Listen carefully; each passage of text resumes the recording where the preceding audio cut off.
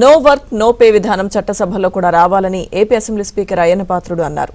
ఇందుకు అనుగుణంగా చట్టం చేయాలన్నారు. అఖిల భారత సభాపతుల సదస్సులో అయ్యన్న ఈ వ్యాఖ్యలు చేశారు. అంతేకాదు తీర్మానం చేయాలంటూ ప్రతిపాదించారు.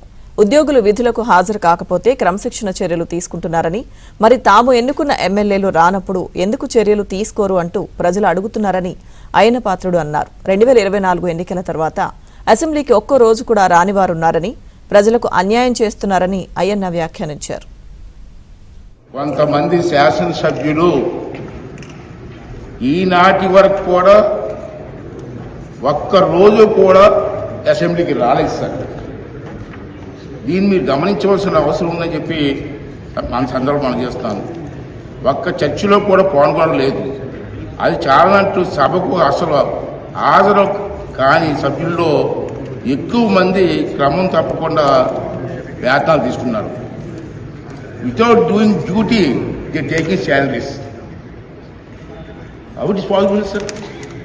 సో నేను ఈ విషయంలో మీకు మనం చేసినట్టే సభకు అసలు హాజరు కాని సభ్యుల్లో ఎక్కువ మంది క్రమం తప్పకుండా వేతనాలు తీసుకుంటున్నారు, బత్యాలు మాత్రం తీసుకుంటున్నారు.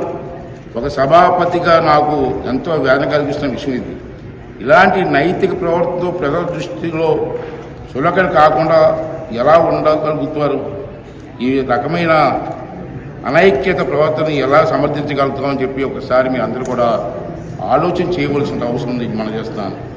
ఈ రకమైన వ్యవస్థలో శైలిని నిషేధించే నిబంధనలు లేవు కాబట్టి మరొక మార్గం చూపించాలని చెప్పి లోక్సభ స్పీకర్ గారికి ఈ సభాముఖంగా మనం చేసుకుంటున్నాం సార్.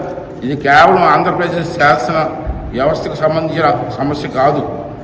ప్రజలు ఇలాంటి ఉదాహరణ చూపించి ప్రజాప్రతినిధులందరినీ ఒకే ఘాటను కట్టకూడదు. ప్రజల నుండి వచ్చే విమర్శల నుండి ఎవరికీ మినహాయింపు ఉండకూడదని చెప్పి ఈ సందర్భంలో నేను చేస్తున్నాను. ఈ విషయంలో సార్ నా వైపు నుంచి 2 సూచనలు చేయదలుచుకున్నాను. ఒకటి, సభకు హాజరు కానిటువంటి వారిని నో వర్క్ నో పే, ఇది ఒక ఫస్ట్ టైం నేను మనం చేసిన నెంబర్ 1 సార్. అసెంబ్లీకి రాని వారికి, నో వర్క్ చేయని వారికి పేమెంట్ ఎందుకు ఇవ్వాలి? వై మస్ట్ మీకు పేమెంట్ అని చెప్పి శాలరీస్ అని చెప్పి నా సూచన సార్. రెండోది ఏంటంటే,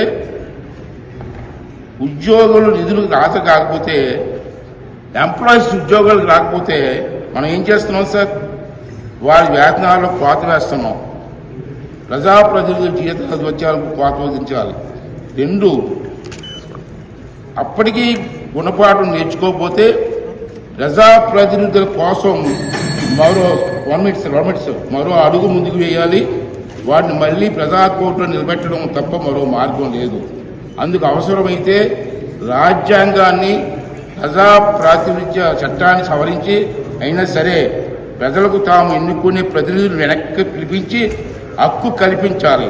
అంటే ఈ రైట్ టు రీకాల్ అన్న చట్టాన్ని తీసుకొస్తే తప్పించి ఇది సక్రమంగా జరగదని చెప్పి నా తాలూకు భావన చెప్పి సందర్భంలో మీ అందరికీ మనం చేస్తూ,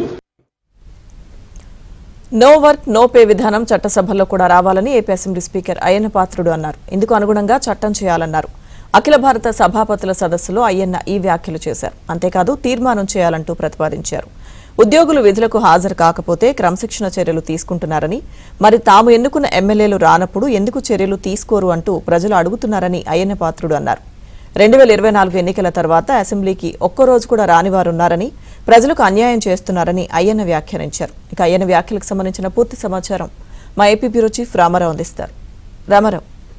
లక్ష్మీదుర్గ అఖిల భారత సభాపతుల సమావేశం లక్నోలో 2 రోజుల నుంచి జరుగుతుంది.